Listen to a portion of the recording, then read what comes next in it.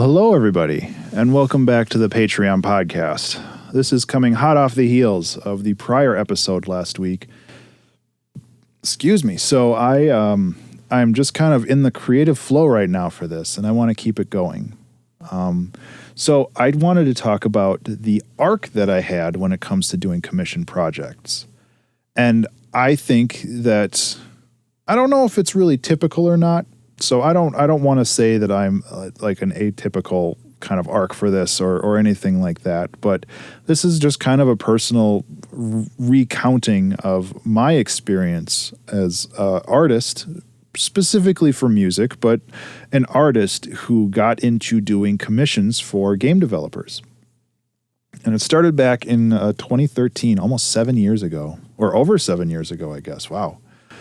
I had met a friend, Dell. She is a game developer for the Maker's Eden, but before she started the Maker's Eden, we had met on the Starbound IRC channel because I was obsessed with Terraria and Starbound was still in development, and I got really into Starbound and the idea of the game. And I wanted to make music on the game. And I think I had an opportunity to make music on the game, but there was like a miscommunication and my audio files didn't get sent to them or something. Either way, I'm kind of glad I didn't get hired for that anyway, because I don't think my skill level was at a point that would have matched the game. Anyway, so I met Dell. We became friends on Twitter, and that's just kind of the end of it for a little while. And then I released an album. I released the album 13 is My Favorite Prime. And like I do with all my albums, I kind of spammed it on Twitter and made people aware of its existence. And Dell listened to it. And she felt like it was a good fit for a game she was starting called The Maker's Eden. And then things kind of just went from there. I managed to make a couple really basic sounds for them. I really think the intro piano sound, the song that plays at the beginning of the game, that was one of the first songs I wrote for them. And they loved it. They loved the atmosphere, the feeling, and we kind of hammered out the general style of the game, which is kind of this cyberpunk noir feel, which has a lot of kind of jazzy stuff mixed with electronic music, and it was a lot of fun. And that was my introduction. But that was my introduction to making commissioned music. That was my first paycheck. And really, that was it from there for a while. The Maker's Eden was slated to come out in 3 acts. Act 1 came out, and then Act 2 came out shortly after, and Act 3 kind of stalled because of life things with the developers. I believe they're still working on it. And I intend on releasing Act 3 either way because I really love the music and the world that's in it. But I really didn't have any more projects for quite some time because I didn't really know how I could take my knowledge from putting one game out and getting more people from it. Because really, getting a job like this, getting commissions is all about the network of people that you know.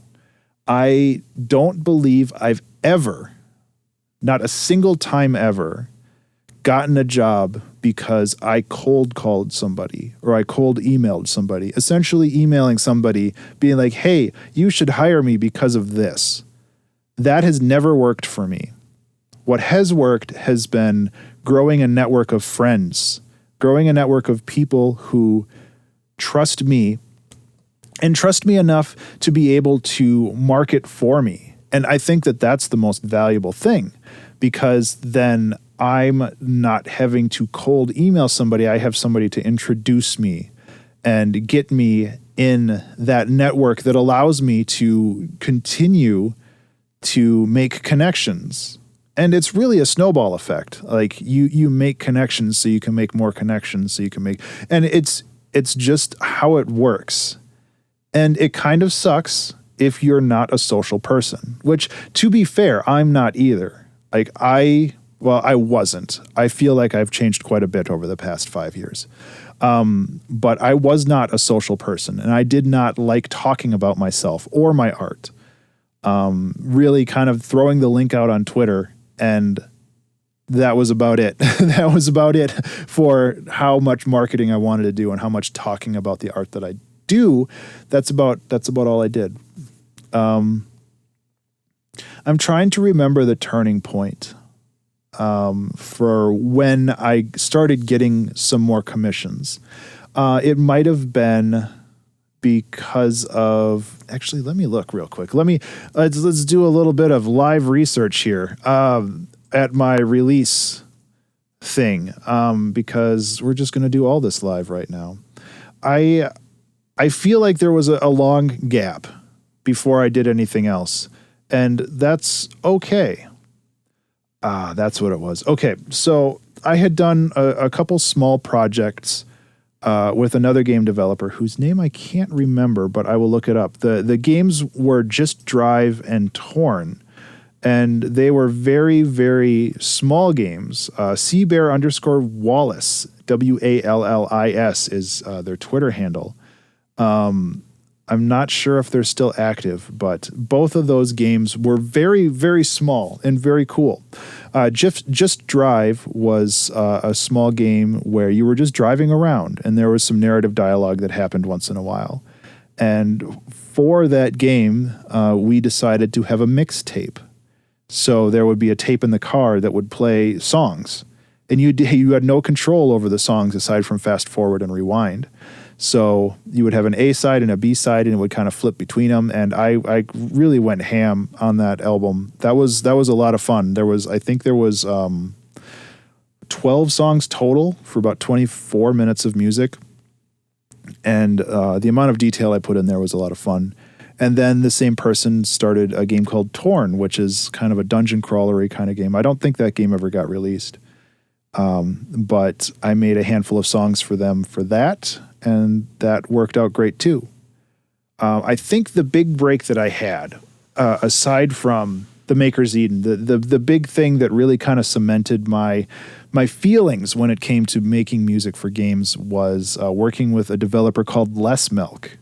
I don't know if they are active either anymore, but Less Milk had challenged themselves to make a game every week.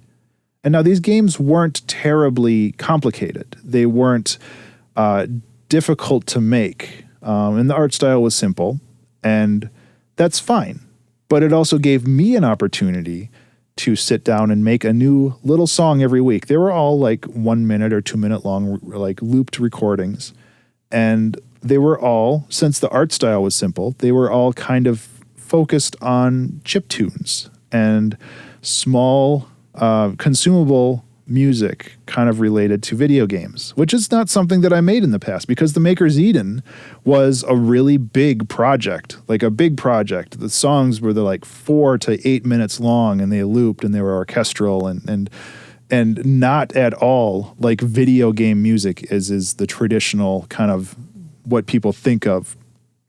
So making that, those songs were really, really valuable. And because they were chiptunes, and when Less Milk kind of took a break from that challenge, I had about 15 songs that I really had no place to put, but they were all chiptunes. And this is when Shovel Knight recently came out, and I was really inspired by Vert's work, or Jake Kaufman. I don't think he goes by Vert anymore. Jake Kaufman's work in FamiTracker, and that's how I started learning FamiTracker. I became obsessed with making stuff sound authentic and real, and I transcribed all of those songs I made for Less Milk into the album 3 Red Hearts, which became kind of a big formative album for me personally. That was kind of the first album that I made that I was like, wow, this is a real big thing. Also, another fun side note, now that I'm looking at the Bandcamp page, the artwork for 3 Red Hearts, that was made by my buddy Daniele. He's Italian. I say Daniel. I think it's Daniele. He's wonderful. He's also the artist and story writer, just the writer, narrative designer on Still There, which is a soundtrack that came out this year in 2020. So yeah, being able to write all of these loops and get them out into the world, and then also creating the How to Use FamiTracker series, that allowed me to post something on YouTube, let people know that I make music, and then essentially just continue to build off of that. There was a project called the Unearth Initiative, which unfortunately that game never got released, but it looked pretty cool. I worked with another developer called Pixel Minute. He made small video games, kind of consumable games for, I believe, mobile. And there was a lot of work there that those were all chiptune songs as well. I was actually paid for those with working with Les Milk. That was a collaboration. I don't think I got paid for those, but Pixel Minute I did get paid, but I did not know my worth, and I was criminally underpaid for that. Not his fault. That's my fault. I think I was getting paid like $20 a song or something like that, which is crazy. Like I would definitely charge a lot more than that, probably 5 times as much of that now.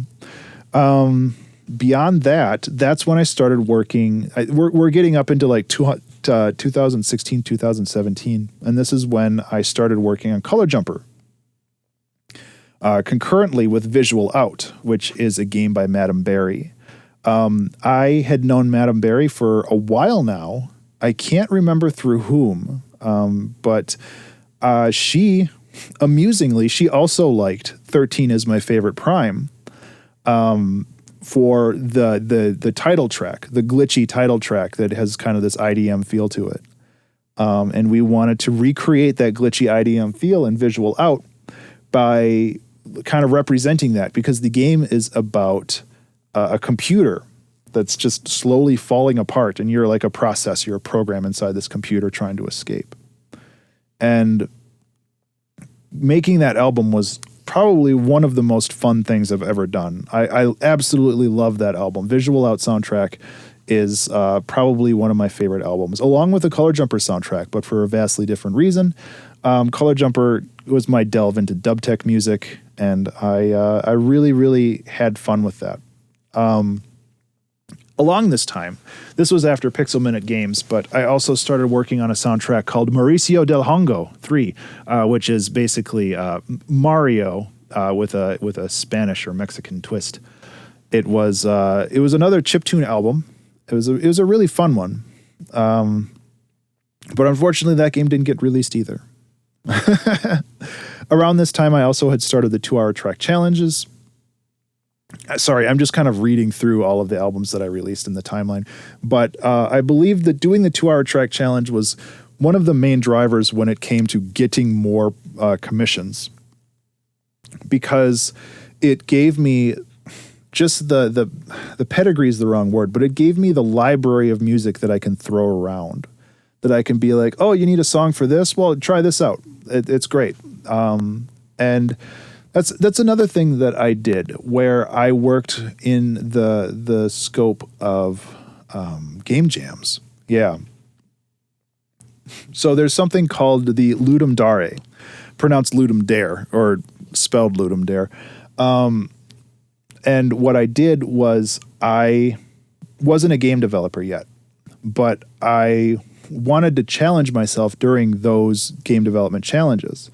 So I sat down and I wrote as many game loops as possible within the same time frame as the Ludum Dare. And that's pretty much the bulk of what's on my SoundCloud right now, actually. I keep all that on there for people to find, to download, to use free. I recommend that they reference back to me. But being able to give away free stuff, giving away free stuff was probably the best thing I ever did for my creative career when it came to commissions. Because there was so many times people came to me and was like, oh yeah, I totally used this music in your in a game jam, and I love the music. I loved how it made the game feel. Do you want to work together to make an album for this game that I'm making? Like, so many of my projects came from the fact that I had somebody use my music for free. And I think that that's so valuable. And that's really the main takeaway that I wanted to have from this arc when it came to the highs. When it came to my most busy, a lot of the work that I got was because I was giving stuff away for free and people liked the stuff that I was giving away. Because ultimately, I feel like creative people, they want to support other creative people. There are always people who just pirate the music and just use it. And obviously I didn't hear from them, so I didn't really know whether they were doing it or not. But yeah, like just, I got a lot of my work simply for just sharing the wealth, especially when it came to music, because back then music was really hard to come by. You'd have to go to, you'd either have to illegally use somebody else's song without permission, or you'd be going to Incompetech. And Incompetech is great, but everybody's heard those songs before, and it's not unique. So having songs that were unique is really valuable.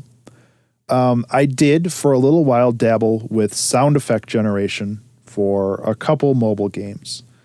And the way that I got that job is also very interesting. I was just on Reddit, and somebody had posted a gameplay video, and the sound design was just terrible.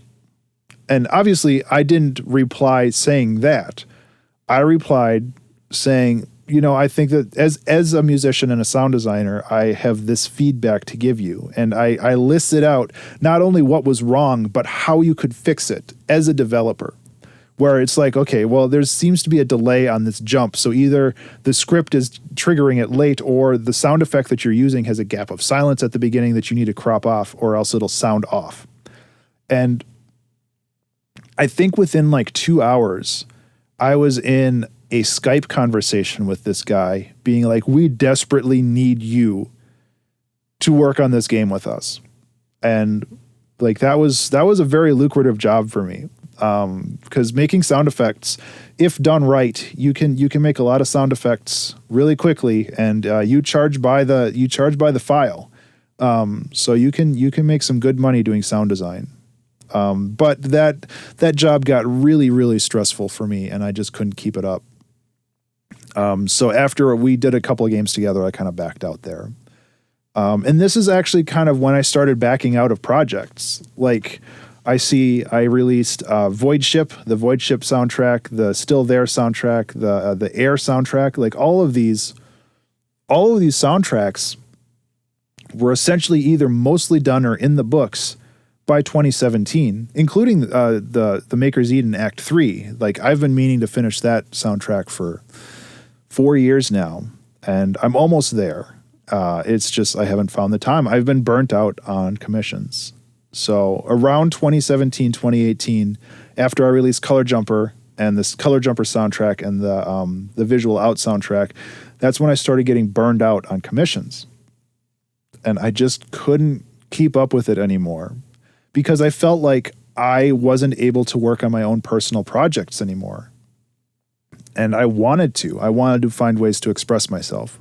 So I toned it back. And I am essentially right now, and I think I mentioned this in the last episode, but essentially right now I'm not taking on any commissions unless the project either speaks to me or the person I'm working with is a friend, because I want to work on my own projects. And I'm getting there. I feel that 2021 is going to be the first time in probably 5 years where I will have a docket that only has personal projects on it. And I'm very, very excited for that.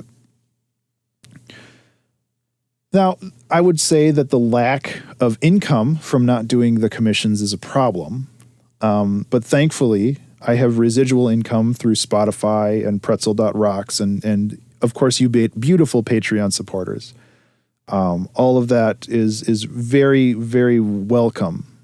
But you know, that's a sacrifice that I'm willing to make. I feel like I did well as somebody who did commissions, and I might pick it up again at some point. It depends on, you know, how I feel, but I feel like I just need to take a break right now and work on my own stuff.